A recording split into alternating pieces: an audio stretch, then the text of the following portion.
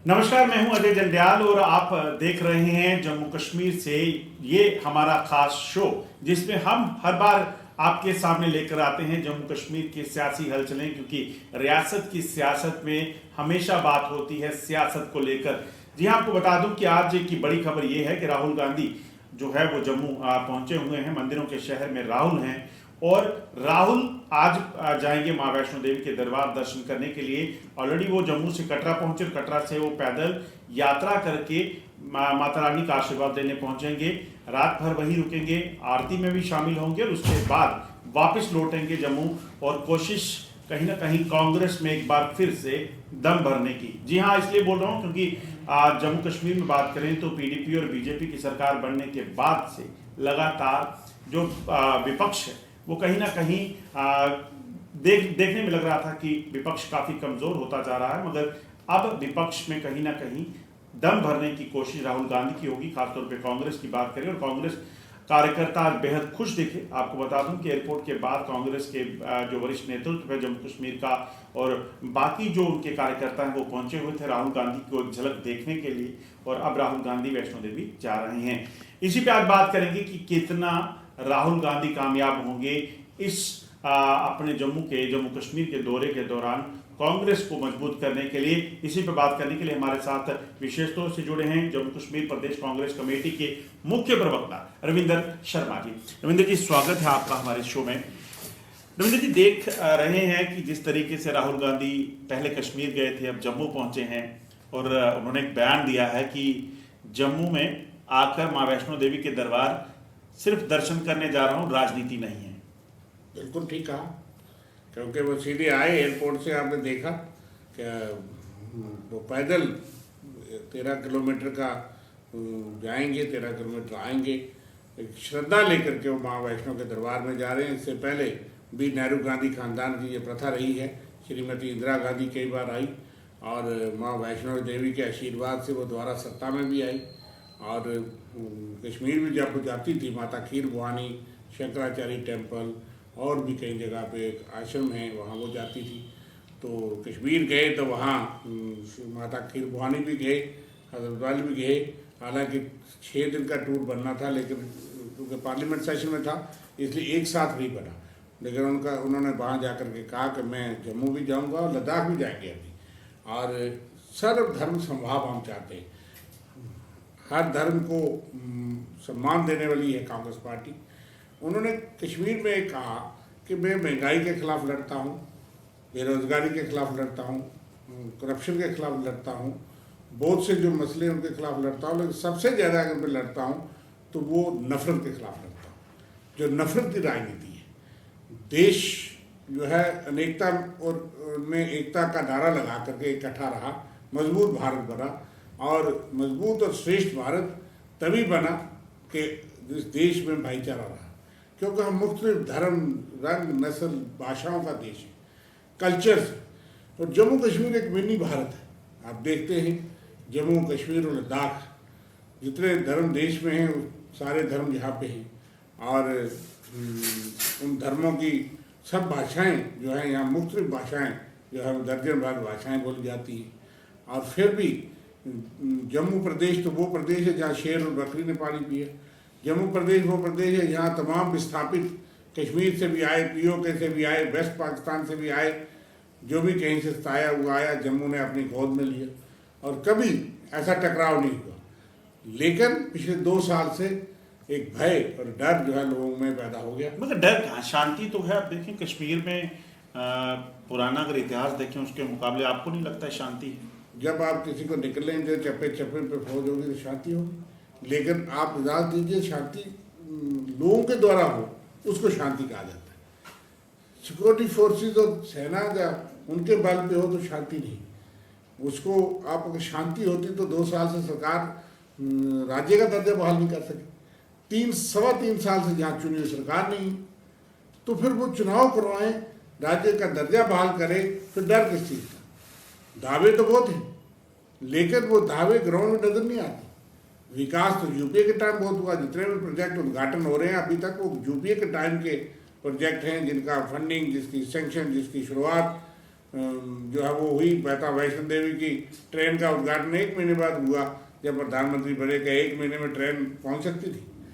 तो ये तमाम जो टनल, दुनिया के सबसे बड़े बड़े ब्रिज जो है वो रेलवे ब्रिज यहाँ बन रहा है, जो समाप्ति पे है, मगर तो विकास की बात जो सरकार बोलती है कि काम बारामूला तक ट्रेन पहुंची है। बारामूला लास्ट कोना है कश्मीर का, तो यूपी के टाइम पहुंची है। तो इसलिए विकास की बातें जो देश को सुनाई जाती हैं, मैं तो ये कहूँगा कि गृह मंत्री ने सबसे बड़ा झूठ बोला 15 अगस्त को, कि प्रधानमंत्री को बताया कि जम्मू कश्मीर वो पहला प्रदेश बन गया यहाँ पे हर स्कूल में नल से पानी जा रहा है। ऐसे कई गांव हैं, पंचायतें हैं, और जहाँ बीजेपी के अध्यक्ष हैं, मैं उसी पंचायत में गया था परसों, और वहाँ पे लोगों को 20 दिन 25 दिन के बाद पानी आता है।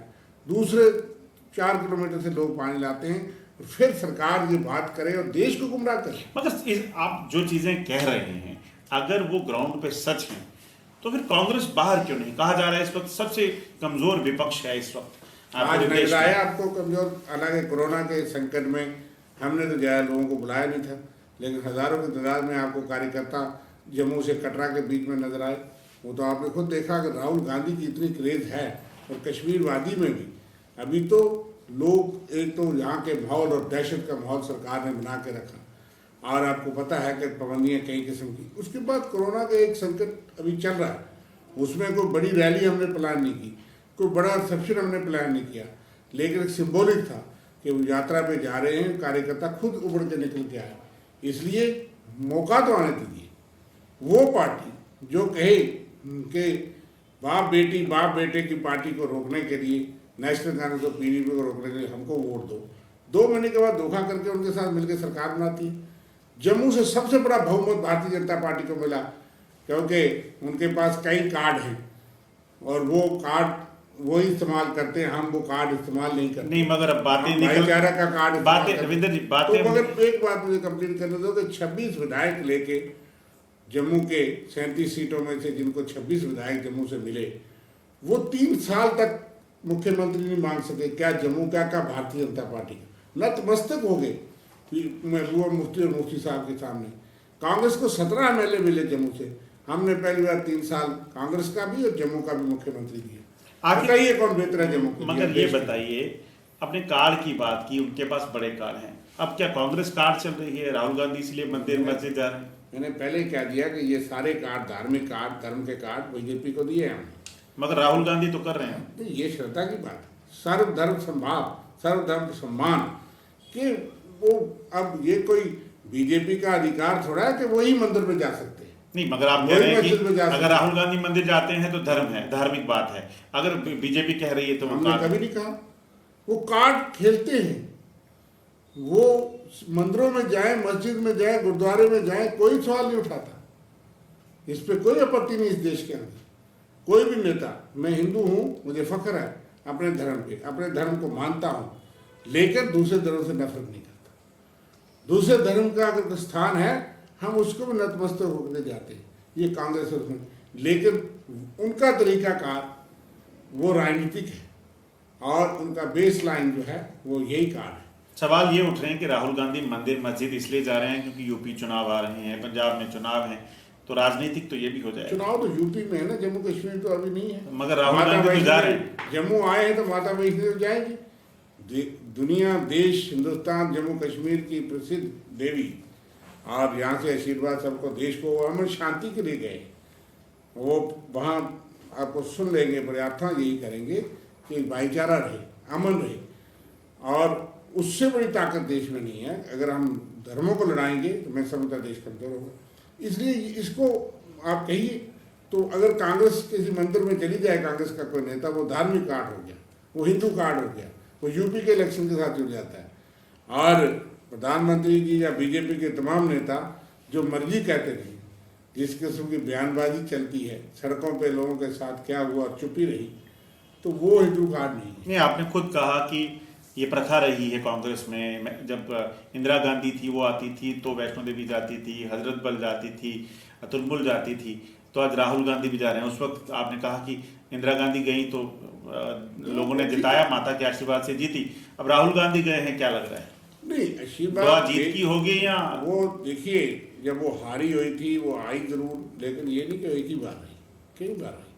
उन्होंने माता देवी के दरबार में छत्र भी चढ़ाया और फिर माना जाता है उसके बाद अगर जीत हो तो माता को श्रेय देते हैं। अब राहुल लेकिन गांधी लेकिन गए हैं, लोगों तो ने क्या लगता है? लोगों की सुर बदल गई, उससे ही नहीं बदली। क्योंकि जब जब विपक्ष आया, ये खास करके भारतीय जनता पार्टी के रूप में आए, जनसंघ के रूप में आए, भारतीय जनता पार्टी के रूप में आए, इन्होंने विरोधियों के खिलाफ, इन्होंने विपक्ष को नहीं डेमोक्रेसी को खत्म करने का प्रयास किया। लोगों ने उसका रिएक्शन दिखाया। आज भी आप देखेंगे जम्मू के अंदर भी लोगों को आवाज़ बुलंद करने की इजाज़त नहीं है। और आप 70 मंत्री घुमाओ, पहले 36 मंत्री आए थे, कोई नजर आया आपको? लोग सड़कों पे अपनी मांग करते थे। आप कोई दूसरा करे तो कोरोना का पर्चा लगा देते हैं, कोविड है, डिजास्टर है, और खुद आप मेले करते फिरते हैं। लेफ्टिनेंट गवर्नर साहब ब्लॉक मेले ऑर्डर होते हैं तो वहाँ लोग नहीं जाते। मंत्री आउटरीच प्रोग्राम हो गए, वहाँ लोग नहीं जाते। मेला तो आज भी लगा था, कांग्रेस अध्यक्ष जब आए क्या कहेंगे नहीं, मेले के मेला बारे तो में? रास्ते में लोग अरे तो वो सोशल डिस्टेंसिंग भी हो, सब कुछ हो, लेकिन इतना तो आप कोरोना काफ़ी हद तक आप देखिए, एक तरफ से आप स्कूल खोल रहे, कॉलेज खोल रहे और हॉस्टल खोल रहे, जहाँ बच्चों को माता वैष्णो देवी यूनिवर्सिटी, दूसरी यूनिवर्सिटी जो बोर्डिंग स्कूल है, वहाँ बच्चों को सबसे ज़्यादा खतरा है, जो अपने आप को संभाल नहीं पाते और जिनको वैक्सीनेशन नहीं हुई है। बड़ी बात यह है कि जिन लोगों को वैक्सीनेशन नहीं हुई, उन लोगों के लिए आप एक तरफ से स्कूल, कॉलेज, तमाम चीज़ें आप नॉर्मल कर रहे हैं, दूसरी तरफ से आपका ये बहाना कि पॉलिटिकल एक्टिविटी ना हो जाए। एक चीज बताइए रविंद्र जी, आपने कहा इंदिरा गांधी गई थी तो कामयाबी मिली, अब राहुल गांधी वैष्णो देवी माँ के दरबार पहुंचे, क्या लग रहा है? ये तो हमें आस्था है कि कामयाबी जरूर मिलेगी, माता तो आशीर्वाद देंगी देंगी, लेकिन मैं उसके अलावा भी कहता हूँ कि जनता का मूड बदल चुका है। जो आज भी हमने देखा कि हमारे बुलाने पे नहीं लोग आए, हमने कोशिश की कि चंद स्वागत हो, लिमिटेड दायरे में हो, और कोई बड़ा जलसा भी कल के लिए प्लान नहीं है, सिर्फ डेलीगेट्स है उनके साथ। लेकिन आप देखेंगे कि लोगों का एक सैलाब उमड़ा और आगे भी लोग तंग आ चुके हैं। बिजनेस जम्मू कश्मीर का ठप हो गया, यहाँ की यात्राएं सारी ठप हो गई। आपके मेले हो सकते हैं, लेकिन अमरनाथ यात्रा अगर उसको कोई टच भी करता था तो पूरे देश में आग लगाई जाती थी, वो श्रद्धा की बात थी। आप 370 तोड़ने के लिए अमरनाथ यात्रा को रद्द करने की क्या जरूरत थी? आप महीने के बाद भी कर सकते थे। भारतीय जनता पार्टी जो भी करे वो ठीक, फिर ना विश्व हिंदू परिषद बोलेगी, ना RSS बोलेगी, ना बजरंग दल बोलेगा, ना कोई और दल बोलेगा, लेकिन कोई और पार्टी करेगी तो वो धर्म के खिलाफ है और आस्था के खिलाफ है। जब से ये आए हैं वो आस्था की बात रही नहीं। यात्रा वैसे ही रिकॉर्ड यूपीए के टाइम हुई, कांग्रेस के टाइम हुई, जब कांग्रेस नेशनल कांग्रेस की सरकार थी, और उसके बाद यात्रा भी कम हो गई, यात्रा को रोक दिया जाता है। आज भी मुझे बताइए 100 आदमी पर डे नहीं जा सकता था। वैष्णो माता में भी शुरू किया तो बहुत संख्या कम रखी। तमाम यात्राएं, उससे लोगों का रोजगार का साधन भी था एक, क्योंकि हमारी इकानमी पिलग्रम और टूरिज्म पर निर्धारित है सबसे ज़्यादा, वो सब कुछ ठप है कोरोना की वजह से भी। और जब से इन्होंने यूटी बनाई, रियासत तोड़ी, हालात इस लोगों के दिल में भय है, यहाँ भी और बाहर भी। इसलिए लोगों को इन्होंने पिस के रख दिया। महंगाई की मार अलग से है, नौजवानों के लिए नौकरी नहीं है। इन्होंने 50,000 नौकरी, आप यहाँ रहते हैं गंडयाल जी, और 5 अगस्त के बाद गवर्नर सत्यपाल मलिक जी ने कहा कि दिसंबर के अंदर तो 3 महीने में 50,000 नौकरी लगने वाली। इससे बड़ा झूठ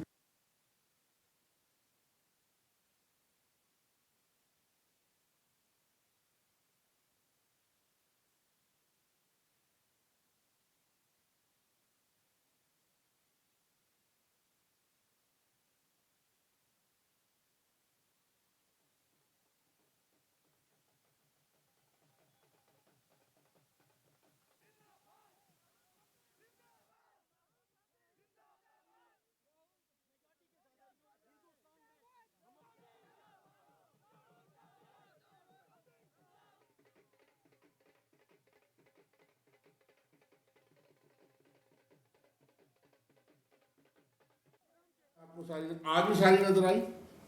आपने देखा कि वो तमाम लोग आपस में, हमारी कोई छोटी मोटी मन मुटाव नाराजगी हो सकती है, लेकिन सर्वोच्च नेतृत्व के साए के तले, सोनिया गांधी, राहुल गांधी के तले सब इकट्ठे।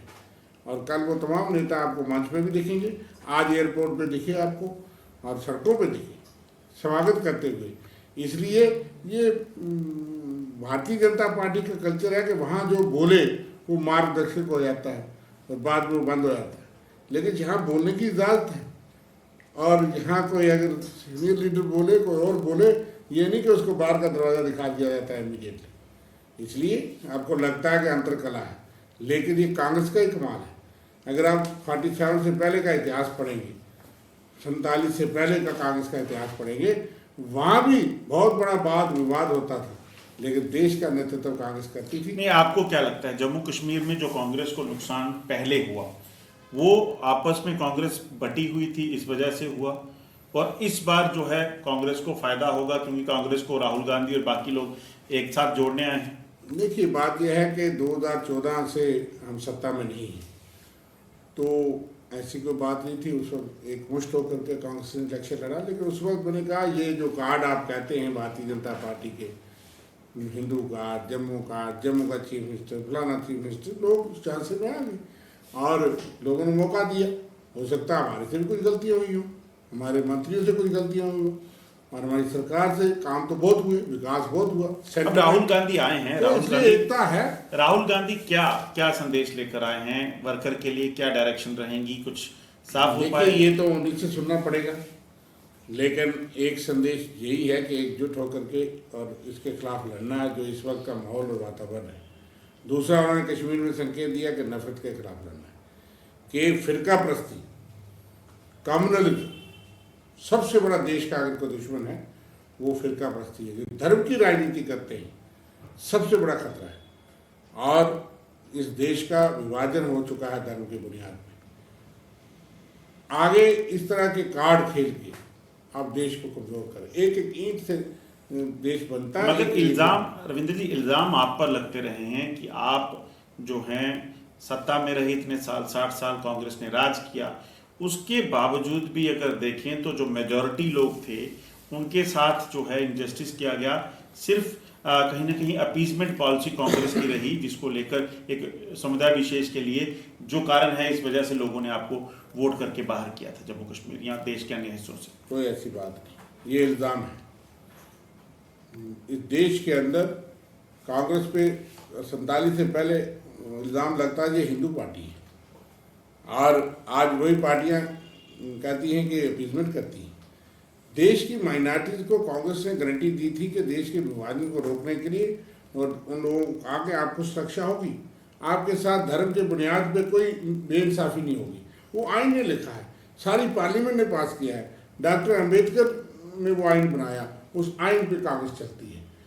कोई भी, ये देश सबका है, इस देश की मिट्टी में सबका खून मिला है। आज़ादी की जंग हिंदू, मुस्लिम, सिख, ईसाई सब ने लड़ी, जेलों में गए, काला पानी गए, फांसी पे चढ़े, हर धर्म के नाम लिखे, और फिर आप जब आज़ाद हो गए तो आप कहें कि आप किराएदार हैं, ये नीति नहीं है। जरा बीजेपी वाले भी अपने पूर्वजों के कोई फांसी के लिस्ट बता दें जो जेलों में गए। सिर्फ एक गए थे जिन्होंने बाद में हिंदू महासभा में और मुस्लिम लीग के साथ मिल करके रेजोल्यूशन भी पास किए कि इस देश का विभाजन होना चाहिए हिंदू मुसलमान पे।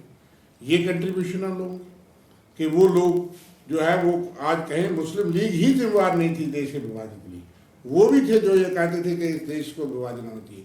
कांग्रेस ही थी कि इस देश का विभाजन नहीं होना चाहिए हिंदू मुस्लिम के नाम पे। महात्मा गांधी ने मर मर तक रखे, सारे लोगों ने स्ट्रगल की, लेकिन कुछ लोगों ने बीज बो दिए थे। लेकिन जितने मुसलमान पाकिस्तान गए उससे ज़्यादा हिंदुस्तान में रहे, और उन्होंने इस विश्वास पे रहे, कांग्रेस के उस विश्वास पर, इस देश के आइन के ऐसा होगा यहाँ किसी के साथ बेइंसाफी नहीं होगी।